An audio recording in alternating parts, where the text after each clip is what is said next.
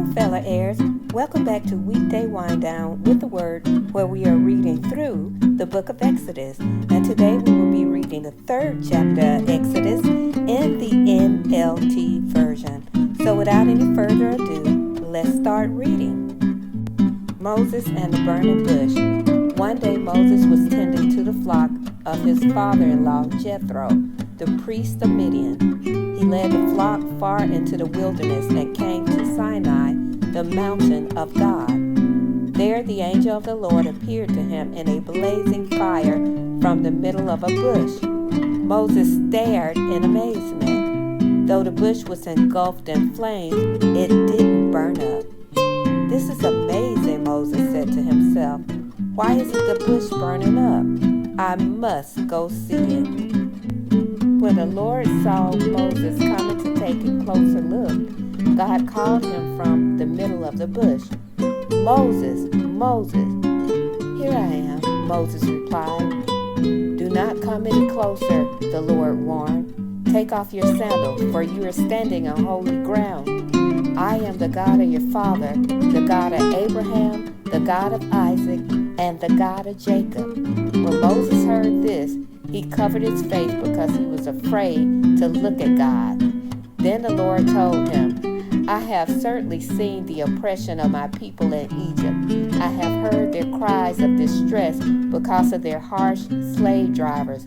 Yes, I am aware of their suffering, so I have come down to rescue them from the power of the Egyptians and lead them out of Egypt into their own fertile and spacious land. It is a land flowing with milk and honey, the land where the Canaanites, Hittites, Amorites, Perizzites, Hivites, and Jebusites now live.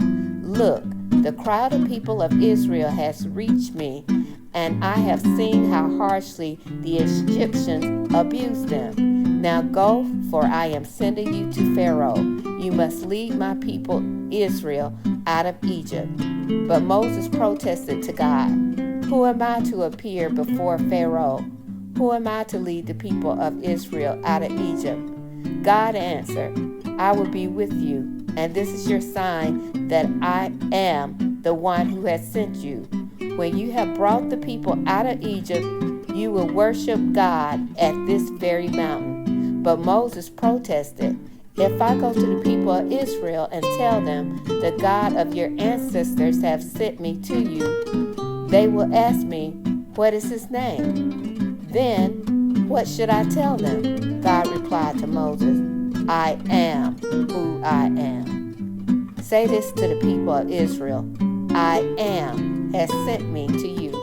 God also said to Moses, "Say this to the people of Israel, Yahweh, the God of your ancestor, the God of Abraham, the God of Isaac, and the God of Jacob has sent me to you. This is my eternal name, my name to remember for all generations. Now go and call together all the elders of Israel. Tell them, Yahweh, the God of your ancestors, the God of Abraham, Isaac, and Jacob, has appeared to me. He told me, I have been watching closely, and I see how the Egyptians are treating you. I have promised to rescue you from the oppressions in Egypt. I will lead you to a land flowing with milk and honey, the land where the Canaanites, Hittites, Amorites, Perizzites, Hivites, and Jebusites now live. The elders of Israel will accept your message. Then you and the elders must go to the king of Egypt and tell him, the Lord, the God of the Hebrews, have met with us. So please let us take a 3-day journey into the wilderness to offer sacrifices to the Lord our God. But I know that the king of Egypt will not let you go unless a mighty hand forces him. So I will raise my hand and strike the Egyptians, performing all kinds of miracles among them. Then at last he will let you go, and I will cause the Egyptians to look favorably on you.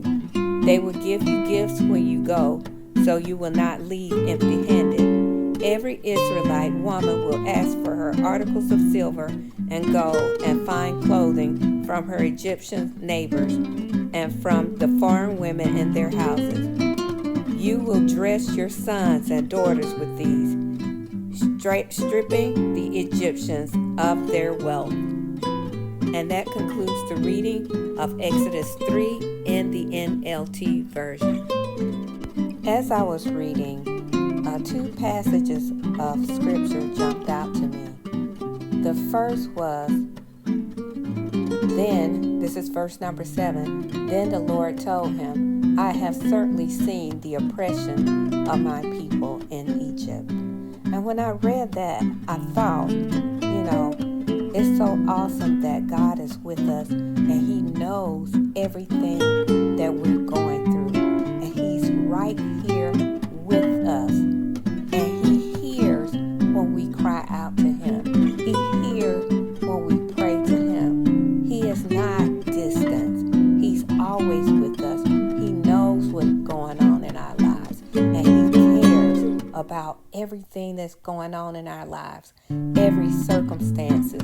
Every struggle that we're going through, He knows, He hears. And another passage of scripture that jumped out to me was Moses and his inadequacy. I know I'm pronouncing this word wrong, but he doesn't feel like he can do it. And I know that I feel like that sometimes when God tells me to do something. I feel like, can I actually do this? But this just jumped out to me. And I feel like some people feel like that when God tells them to do that. But this is what God is saying to Moses. And I feel like God is saying the same thing to us. It says, verse 11, but Moses protested to God, who am I to appear before Pharaoh? Who am I to lead the people of Israel out of Egypt? God answered, I will be with you. And this is your sign that I am the one who has sent you. When you have brought the people out of Egypt, you will worship God at this very mountain. But the place that I want you to really focus on is God answered, I will be with you. And so if you're someone that has accepted Christ in your life and God gives you a mission, God gives you a ministry, God tells you your purpose, go forth in it. Even if you have to stumble, even if you're not doing it perfectly, keep doing it. God is with you. He will perfect it. And I can't think of a scripture. There's a scripture in the back of my mind that says when you keep doing something, that God will perfect it, or it will become perfected over time. There's some scripture that backs that up, but it's not coming to mind right now.